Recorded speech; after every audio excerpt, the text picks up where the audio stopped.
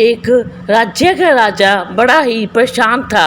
उसके ऊपर बहुत सारी जिम्मेदारियां थी और अपनी इसी जिम्मेदारियों के कारण वह दुखी रहता था। उसके जीवन में एक पल भी सुख नहीं था। राजा बस अपने जीवन में सुख चाहता था। राज्य चलाने की समस्या, लोगों की बातें सुनने की समस्या, यह सब कुछ उन्हें बेकार का झंझट लगता था। वह चाहता था कि बिना किसी परेशानी के सब कुछ सही चलता रहे। फिर एक दिन उसके राज्य में एक गुरु पधारे। गुरु के प्रवचन सुनने के लिए लोगों की भीड़ लगी रहती थी।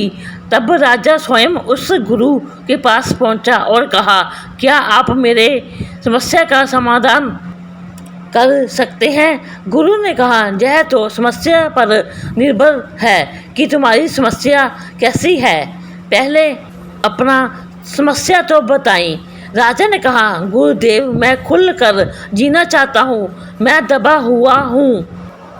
इस राजपाट में मेरे ऊपर बहुत सारी जिम्मेदारियाँ हैं और इस कारण से मैं जीवन में सुखी नहीं हूँ। अगर मेरा यह राजपाट नहीं होता, ये जिम्मेदारियाँ नहीं होती, तो मैं शायद खुश होता, कितना सुखी होता मैं। कृपया मुझे कोई ऐसा मार्ग बताएं जिससे कि मैं इस सारी झंझट से मुक्त हो जाऊं, मैं सुकून से जी सकूं।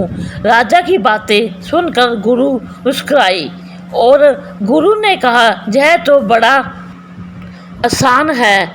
इसका सिर्फ एक ही उपाय है और ज़्यादातर लोग इसी उपाय को अपनाते हैं। आप भी अपना लीजिए। यह सुनकर राजा ने कहा, जब यह इतना आसान है तो कृपया मुझे जल्दी बताएं, वो उपाय क्या है? गुरु ने कहा, तुम अपना राजपाट मुझे देकर जिम्मेदारियों से मुक्त हो जाओ और जहाँ से चले जाओ। अपना सुखी जीवन जीने के लिए तुम इस जगह से आज़ाद हो जाओ। राजा ने कहा, गुरुदेव, जब यह जिम्मेदारियाँ मुझसे संभाली नहीं जाती तो आप इसे कैसे संभाल पाओगे? मेरी तरह आपका जीवन भी दुख से भर जाएगा। गुरु ने कहा, कोई बात नहीं, हम दुख उठा लेंगे। और राजा अपने राज्य को गुरु को देने के लिए तैयार हो गया। उसने दरबार में सबके सामने गुरु का राज्य अभिषेक भी किया और खुद उस राज्य को छोड़कर चला गया। जाते समय वह अपने साथ कुछ धन लेकर गया था। राजा अपने जीवन को बहुत शांत स्वभाव के साथ काटना चाहता था, जैसे उसे किसी चीज़ का दबाव ना हो, किसी चीज़ का डर ना हो, कोई परेशानी नहीं आई। राजा जिस धन को अपने साथ ले कर गया था, उस धन से तो एक वर्ष उस राजा का आराम से गुजारा हो गया। अब राजा को चिंता और परेशानी होने लगी कि आने वाला समय में वह अपने जीवन कैसे व्यतीत करेगा। तब उसने बचे हुए धन से कुछ व्यापार शुरू करने की सोची। फिर उसने छोटा सा व्यापार आरंभ किया। उस व्यापार में राजा को इतना घाटा हुआ जो कि उसका जमा हुआ धन जो 6 महीने में ख़त्म होता, वह 1 महीने में ख़त्म हो गया। राजा के ऊपर और कर्जा भी हो गया था। राजा लोगों से उधार ले चुका था और उसी कर्जे को चुकाने के चक्कर में उनका सारा कुछ बिक गया। वे सड़क पर आ गए थे। अपने दुखों को देखकर वह राजा इतना चिल्लाया कि यह दुख मेरा पीछा क्यों नहीं छोड़ता है, जिस दुख को दूर करने के लिए मैंने राजपाट सब कुछ त्याग दिया, फिर भी यह दुख मेरे पीछे ही आ रहा है। मैं अब क्या करूं? अब उसके पास खाने के लिए पैसे भी नहीं थे। इसी तरह एक रात वह भूख से तड़प रहा था। तभी उस जगह से एक राज्य की राजकुमारी गुजरी। जब उस राजकुमारी ने राजा को देखा कि राजा भूख से तड़पते हुए उसकी ओर देख रहा है, तो राजकुमारी को उस पर बहुत दया आ गई। राजकुमारी ने उस राजा को भोजन कराया और पूछा कि आप कौन हैं। राजा शर्म के मारे अपने बारे में कुछ भी नहीं बताया। किसी कारणवश राजकुमारी को वह राजा बहुत पसंद आया, तो उसने कहा कि मैं आपको पसंद करती हूँ, क्या आप मुझसे विवाह करेंगे? मेरे पिता एक राजा है और उनके बाद आप ही मेरे राज्य के राजा होंगे। राजकुमारी की बात सुनकर राजा ने सोचा कि यह बहुत अच्छा समय है मेरी गलती सुधारने के लिए। इसके बाद मेरा जीवन आसानी से कटेगा, आराम से गुजरेगा। तो राजा ने हाँ कह दी। दोनों का विवाह हो गया। राजकुमारी के पिता ने एक दिन राजा को बुलाया और कहा, हमने आसपास के सभी राज्य को जीतने का मन बनाया है और हम चाहते हैं कि आप मेरी सेना के सेनापति बन कर यह कार्यभार संभालें। यह सभी राज्य जीत कर हमें तोहफे में दें। राजकुमारी के पिताजी की बात सुनकर वह राजा बहुत परेशान हो गया। फिर वह सोचने लगा कि अच्छा खासा बिना मेहनत के, बिना कुछ करे ही जीवन चल रहा था। अब बेचारा राजा क्या करे? वह यह बात सुनकर ना भी नहीं कर सकता था और वह वहाँ से भाग भी नहीं सकता था।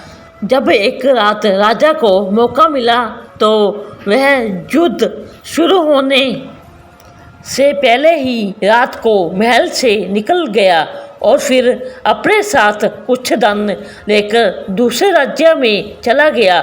फिर वहाँ गुजर बसर करने लगा। कुछ समय के बाद वह धन भी खत्म हो गया। अब उस पर खुद को पालने की जिम्मेदारी आ गई थी।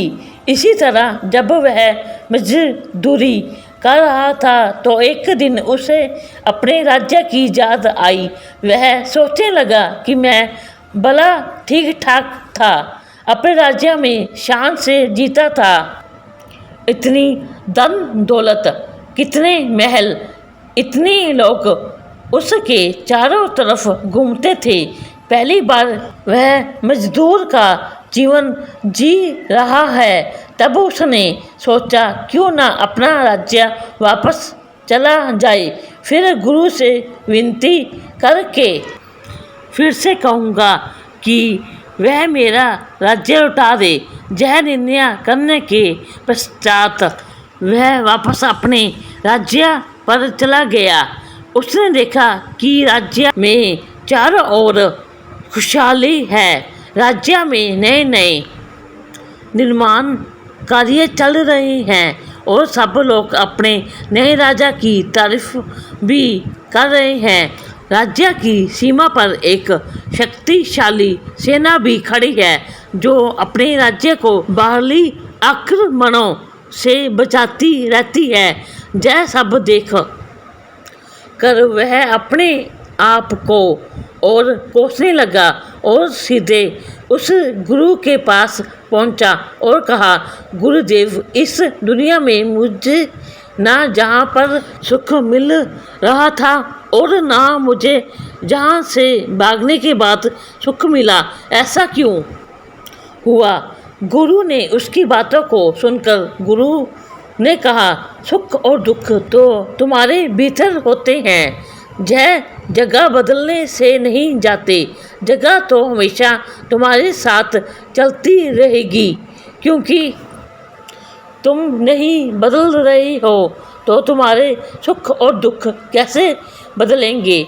जो अपनी जिम्मेदारियों से भागते हैं, जिम्मेदारियां उनके पीछे ही भागती है, वो उनसे कभी दूर नहीं हो सकता है, वो उनसे कभी पीछा नहीं छुड़ा सकता है। और जो जिम्मेदारियों को निभाते हैं, उसे समझते हैं, उनकी जिम्मेदारियां ही उनकी शक्ति बन जाती है और तब उन्हें कहीं भागना नहीं पड़ता।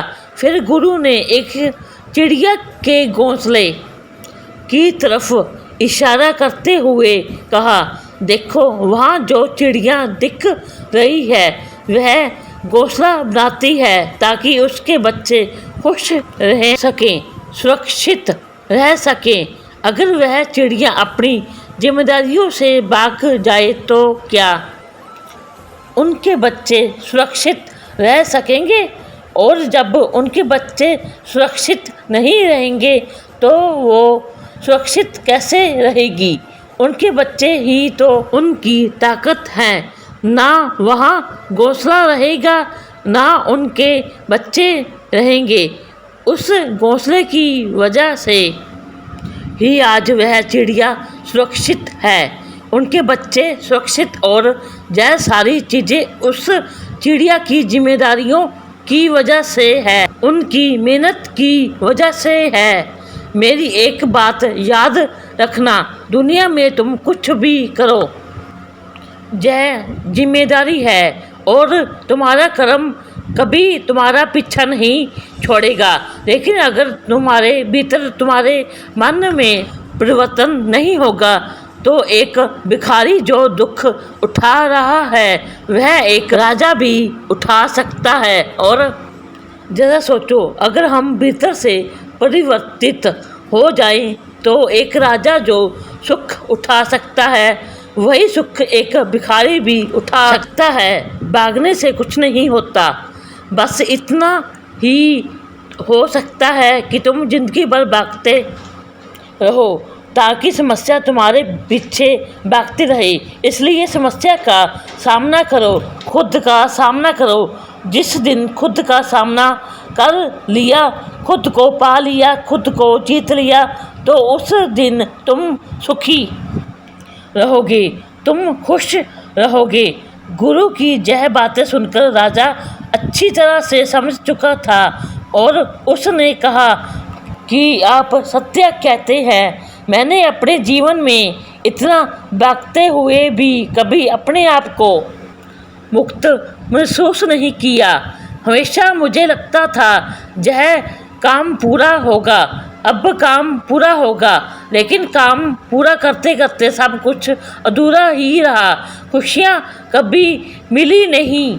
फिर गुरु ने जब देखा कि राजा को अपनी गलती का एहसास हो गया है तो गुरु ने राजा को उसके राज्य लौटा दिया और फिर अपनी यात्रा में, अपनी साधना में वापस चले गए।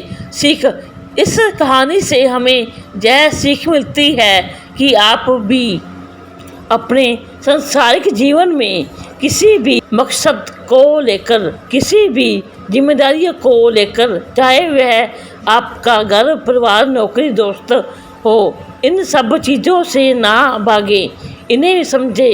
अपनी परेशानियों का, अपनी समस्याओं का समाधान कीजिए, क्योंकि भागते रहने से सिर्फ और सिर्फ आपका समय नष्ट होगा, जिम्मेदारियों से नहीं छूटेंगे। जब तक जिंदा हो तब तक जिम्मेदारियां भी रहेगी।